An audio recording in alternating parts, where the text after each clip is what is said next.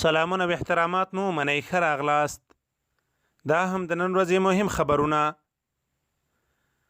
بلخ کې د کمانډو ځواکونو پر قرارګاه د طالبانو موټر بم چاودنې لسګونه سرتیرو ته مرګ ژوبله اړولې.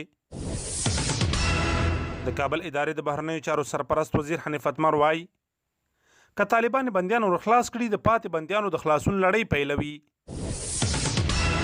غور ولایت کې د طالبانو په وسلوالو بریدونو کې 14 اربکیانو ته مرګ ژوبله اوښتې. د مولا عبدالغني برادر په مشرۍ د طالبانو پلاوي د پاکستان د بهرنیو چارو له وزیر شاه محمود قریشي سره خبرې اترې کړې دي. امریکا کې د پولیسو لخوا په یو تورپوستي له ډزو وروسته یو ځل بیا لاریونونه پیل شوي. د امریکا ولسمشر ټرمپ وایي راتلونکو ټاکنو کې د پراخو درغلیو امکان شته دی. د عراق پارلمان یو ځل بیا په امریکا غږ کړی چې که د ژمنې مطابق خپل ځواکونه له یاد هیواده ونه باسي په اړه به یې سخته پریکړه وکړي. د خبرونو پای.